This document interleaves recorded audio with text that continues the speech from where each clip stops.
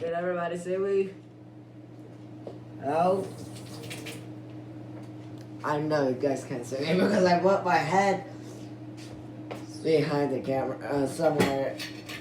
I went my head went over there, so you can't see me really, but you still can see me with my arm. So welcome back. So let's go read for after the song of the Far Over the Misty Mountains. You know, this is a fun fact. Far Over the Misty Mountains Cold is the main song of the movie The Hobbit. So let's start from, as they say, if you have the same book as me, you will just read. Yeah. So we are on page 14 anyways. Okay. As they saying, the Hobbit fell in love of beautiful things made by hands and by cunning and by magic, moving through him a fierce and a jealous love, a desire of hearts of dwarfs, and something Turkish woke up inside him, and he wished to go to see the great mountains, and hear the pine trees and waterfalls, and explore the caves and wear a sword inside of a walking stick. He looked out of the window. The stars were out in the dark above the trees. He thought of the jewels of the doors and shining the dark caverns. Suddenly, in the wood beyond the water, a flame lit up. Probably somebody lighting a wood fire. And he felt the wandering dragon settled on his quiet hill and kindling it all to flames. He shuddered and very quickly he was playing Mr. Baggins back and under hill again. So sad, right? Okay, so he got up trembling. We had less than half a mind to fetch the lamp, and more than half a mind to pretend to go and hide behind the beer barrels in the cellar, and not come out again until all the dwarves had gone away.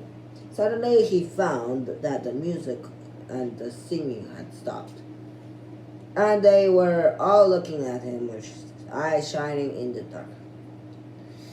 "Where are you going?" said Foreign, in a tone that seemed to show that he guessed both halves of the Hobbit's mind. "What about a little light?" said Bilbo apologetically.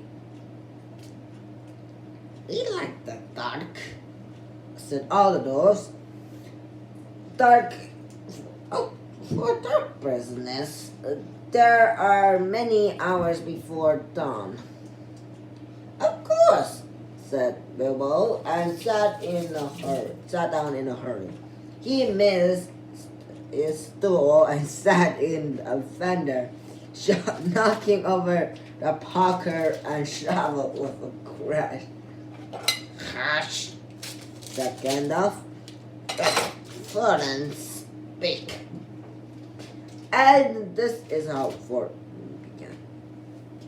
"Gandalf, Dollars, and Mr. Baggins, we are met together in this house of our friend and fellow conspirator, this most excellent and audacious hobbit.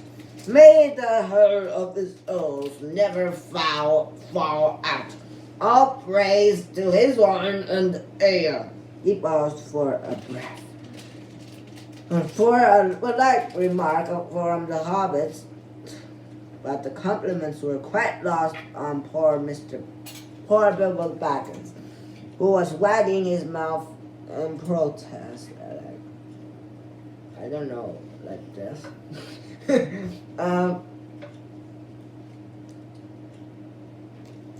In protest and being called audacious, and worst of all, fellow conspirator. For though no noise came out, he was so maximized. So, wait. We are met to discuss our plans, our ways, means, and policies, and devices. We all soon, before the break of day, start on our long journey. A journey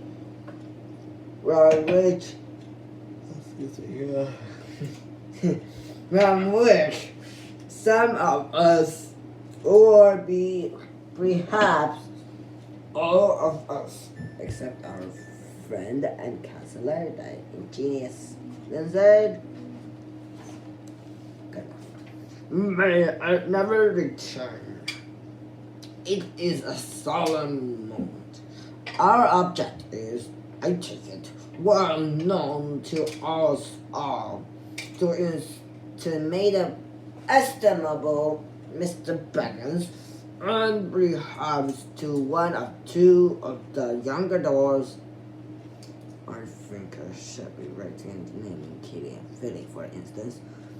The exact situation at the moment may require a little brief explanation.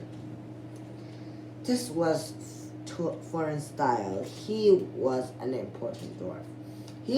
If he had been allowed, he would probably have gone on like this until he was out of breath, without telling anyone anything that was not known already. But he was rudely interrupted. Poor Bilbo couldn't hear any longer. That may never return.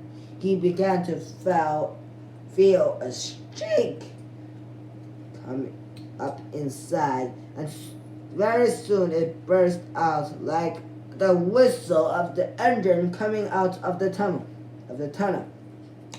All the doors sprang up, knocking over the table. Gandalf struck a blue light on the end of his magic staff, and in its one firework glare, the poor little hobbit could be seen kneeling on the hearthrug, shaking like a jelly that was melting. Then he fell flat on the door and kept on calling, struck by lightning, struck by lightning, over and over again.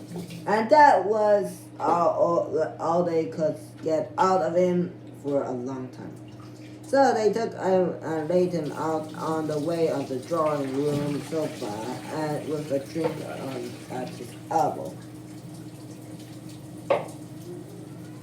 And they went back to their dark business.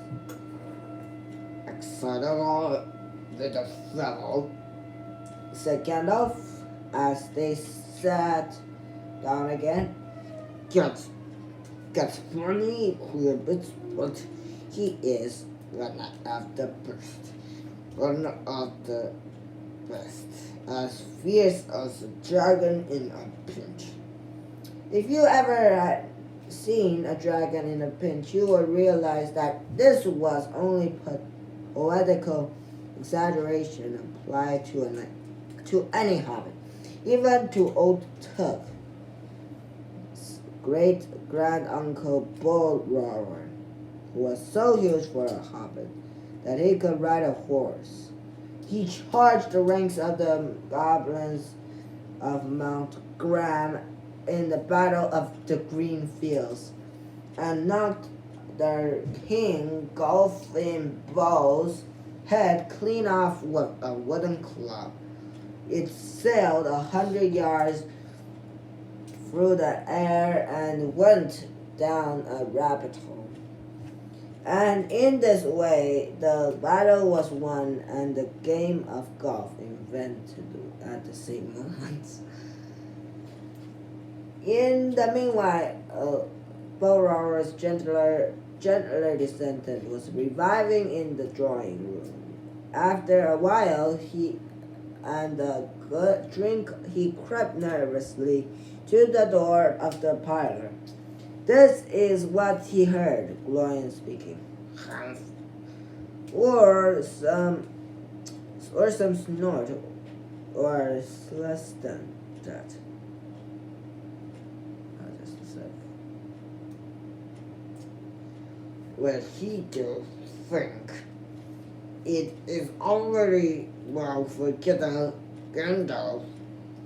to think about this hobbit being fierce, but no one shriek like this that in a moment of excitement would be enough to wake the dragon and all his relatives and kill a lot of us. I think it sounded more like threat than excitement. In fact, if it had not been the sign on the door, I should have been sure we would come to the wrong house. As soon as I clapped my eye on that fellow, bobbing and puffing on the mat, I had doubts. He looks more like a grocer than a burglar. So that's sorry. So that's it for part 6. So wait, I think it's part 7. So see you next time. Please press the like button. Please subscribe and bye bye.